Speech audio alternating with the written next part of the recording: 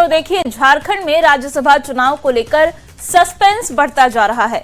कांग्रेस ने अपना उम्मीदवार घोषित कर दिया है, लेकिन जेएमएम दोनों सीटों पर दावा ठोकने की तैयारी में दिख रही है। मुख्यमंत्री आवास से लेकर कांग्रेस मुख्यालय तक बैठकों का दौर लगातार जारी है। सवाल है कि क्या महागठबंधन में सब कुछ ठीक है या फिर दूसरी सीट पर सियासी खींचतान शुरू हो चुकी है। हमारी ये खास रिपोर्ट देखिए। राज्यसभा संग्राम 2026, 2 सीटें, कई दावेदार। कांग्रेस जेएमएम में सब ठीक है।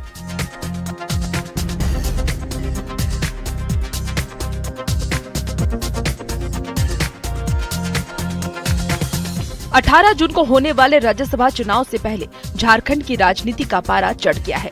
एक तरफ कांग्रेस ने प्रणव झा को उम्मीदवार घोषित कर चुनावी बिगुल फूंक दिया है, तो दूसरी तरफ जेएमएम दोनों सीटों पर दावा ठोकने की रणनीति पर मंथन कर रही है। मुख्यमंत्री आवास में हुई अहम बैठक में जेएमएम के सांसद, मंत्री और विधायक जुटे।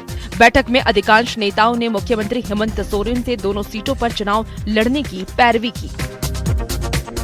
संगठन यह निर्णय लेती है कि वह 2 सीटों पर चुनाव लड़ना चाहिए। पार्टी की जो दबाव है उस पर 2 सीटों पर चुनाव लड़ना चाहिए और राज्यसभा की दोनों सीटों पर झारखंड मुक्ति मोर्चा लड़ना चाहिए चुनाव। ये निर्णय लिया गया कि जेएमएम दोनों सीटों पर चुनाव लड़े और इसके लिए हम लोगों ने माननीय केंद्रीय अध्यक्ष को अधिकृत कर दिया है कि वो अंतिम निर्णय लेंगे। हम लोगों ने अपनी राय दी है कि दोनों सीट पर हम लोग को चुनाव लड़ना चाहिए। इसी बीच जेएमएम के केंद्रीय महासचिव सुप्रियो भट्टाचार्य ने प्रेस कॉन्फ्रेंस कर दावा किया है कि गठबंधन के पास 56 विधायकों का संख्या बल है और दोनों सीटें जीतने की क्षमता है। सुप्रियो भट्टाचार्य ने कहा कि 2024 के चुनाव हेमंत सोरेन के नेतृत्व में जीते गए थे और राज्यसभा चुनाव भी उन्हीं के नेतृत्व में लड़ा जाएगा। उन्होंने ये भी कहा कि कार्यकर्ताओं की स्पष्ट भावना है कि दोनों सीटों पर जेएमएम के उम्मीदवार हों। आने वाला राज्यसभा का चुनाव भी हेमंत सोरेन जी के नेतृत्व में ही होगा। तो इस बार के दोनों जो सीट है वो झारखंड मुक्ति मोर्चा का ही उम्मीदवार को मिलना चाहिए। राज्यसभा चुनाव की हलचल के बीच आरजेडी ने भी अपनी सक्रियता बढ़ा दी है। पार्टी विधायकों की बैठक हुई और आरोप लगाया गया कि राज्यसभा चुनाव को लेकर कांग्रेस और जेएमएम ने आरजेडी को पूछा तक नहीं। अभी तक कोई स्ट्रेटजी नहीं है और ना ही जेएमएम से और ना ही कांग्रेस पार्टी के किसी नेताओं ने हम लोगों से संपर्क किया है। जो इंडिया गठबंधन के हम लोग पार्ट हैं और ना अन्य कोई भी हम लोगों से संपर्क कोई। हालांकि कांग्रेस नेता आलमगीर आलम और राजेश ठाकुर लगातार दावा कर रहे हैं कि महागठबंधन पूरी तरह एकजुट है, सभी फैसले आपसी सहमति से होंगे। लेकिन गठबंधन हमारा एकजुट है, ये रहेगी, इस बात को हमको विश्वास है। और हमें लगता है कि कांग्रेस पार्टी ने जब अपने उम्मीदवार को घोषणा किया तो निश्चित तौर पर यहाँ के झारखंड के जो नेता है, सर्वोन्नत नेता है झारखंड के, हेमंत सोरेन जी से जरूर बात की होंगे। उनके विधायक की बैठक की गई थी, अब उसमें वो तरह तरह के लोग राय देते हैं, उस पर विचार हुआ है होगा। हम समझते हैं कि माननीय मुख्यमंत्री जी पर वो सारी बातें छोड़ी गई है। बहुत जल्दबाजी में नहीं निर्णय होते हैं। निश्चित रूप से सभी लोग सोच समझ करके फैसला लेंगे और इस संदर्भ में जो बेहतर है वो हमारे प्रभारी आदरणीय के राजू जी ही बता पाएंगे, क्योंकि वही लगातार बातचीत कर रहे थे और प्रदेश के अध्यक्ष आदरणीय केशव महतो कमलेश जी, वो लोग बेहतर बताएंगे कि क्या हुआ, कैसे हुआ। हम समझते हैं कि गठबंधन पूरी तरह एकजुट है। हमारे दोनों जो गठबंधन का जो उम्मीदवार है वो चुनाव जीतेगा। अब सबसे बड़ा सवाल तो यही है कि क्या जेएमएम दोनों सीटों पर उम्मीदवार उतारेगी? क्या कांग्रेस और जेएमएम पर दोनों सीटों पर सहमति बनेगी? और क्या महागठबंधन एकजुट होकर चुनाव लड़ेगा?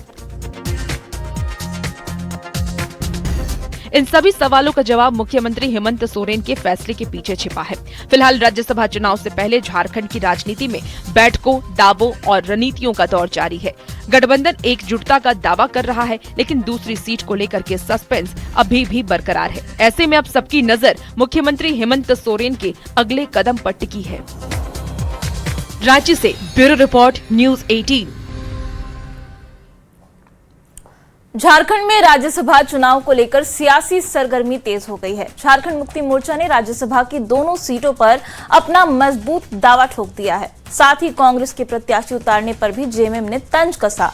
जेएमएम केंद्रीय महासचिव सुप्रियो भट्टाचार्य ने कहा कि कांग्रेस ने प्रत्याशी उतारकर हमारी भावनाओं को ठेस पहुंचाया है।